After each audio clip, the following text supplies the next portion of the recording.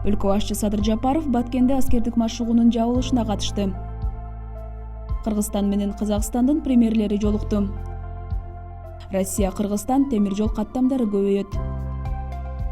Акын Омор Султанов 2 даражадагы Манас ордени менен сыйланды.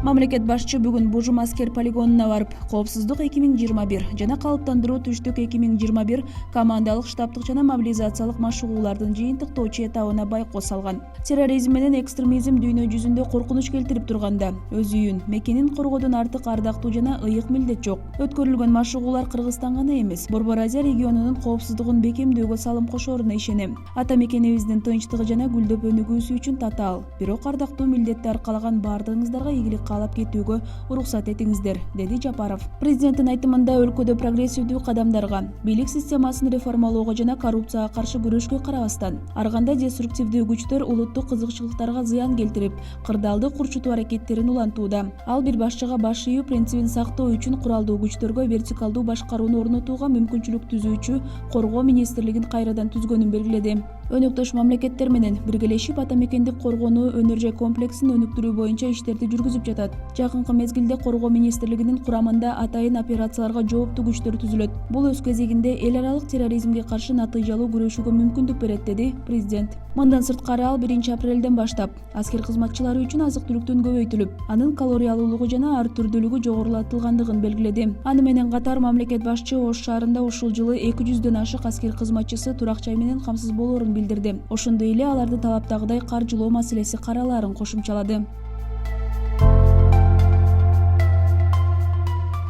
Кыргыз Республикасынын премьер-министри Улукбек Марипов Кыргыз-Казак өкмөттөр аралык кеңешинин 9-жыйын алкагында Казакстан Республикасынын премьер-министри Аскар Мамин менен тар чөйрөдө жолугушту. Бул тууралуу өкмөттүн маалымат кызматы кабарлады. Жолугушууда эки тараптуу өз ара аракеттешүү жана кызматташуунун актуалдуу маселелери, анын ичинде Кыргыз Республикасынын президентинин Казакстан Республикасына жакын арада жасаган расмий сапарынын жүрүшүндө жетишилген макулдашууларды жана биргелешкен инвестициялык долбоорлорду ишке ашыруу боюнча маселелер талкууланды. Белгилей кетсек, жолугушуу Казакстандын Кордай районунда өттү.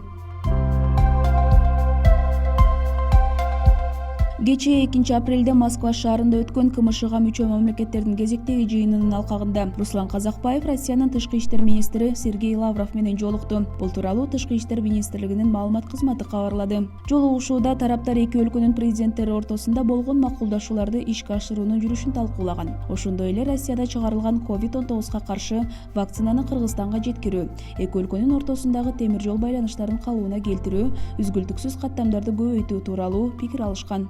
Мындан сырткары алар Кыргызстандын ички иштер министрлигинин Россиядагы өкүлчүлүгүн уюштуруу, эки мамлекеттин өзгөчө кырдаалдар ведомстволорунун линиясы жөнүндө сүйлөшкөн. Тараптар Кыргыз-Россия мамилесин мындан ары кеңейтүү жана тереңдетүү боюнча иш алып барууга даяр экендигин билдиришти.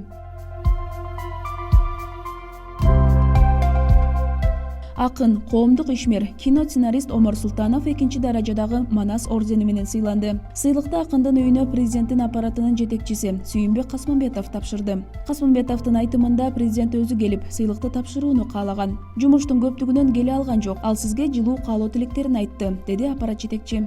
Белгилей кетсек, өлкө башчы Садыр Жапаров кечээ 2 апрелде ишмердүүлүгү менен өзгөчөлөнгөн жарандарга мамлекеттик сыйлыктарды тапшырды.